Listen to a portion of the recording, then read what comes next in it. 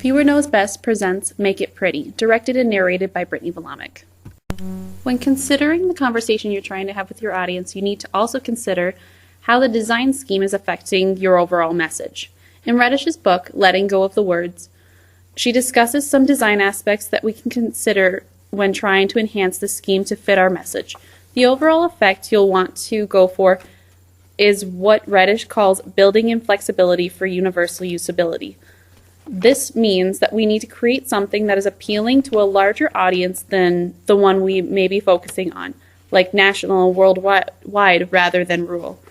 To do this, you'll want to pay attention to the color scheme, your use of space, and your typography or text stylings.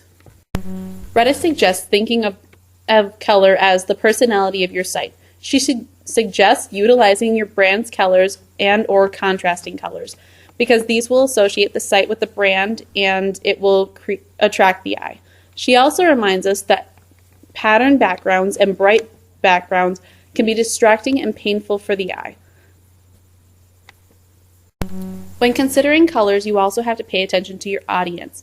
If some of your audience may be colorblind, they may end up not seeing the colors you're trying to represent, or you also have to consider the cultural color meanings behind some color schemes, such as if you're using red and green because they normally mean go and stop.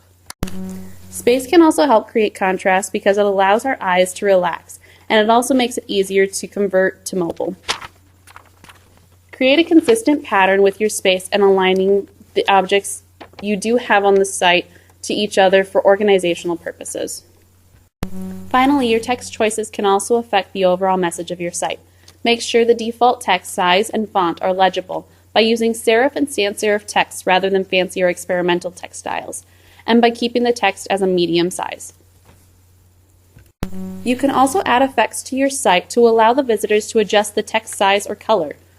Also, remember to use caps, underlines, and italics sparingly because these can be annoying or distracting for your audience.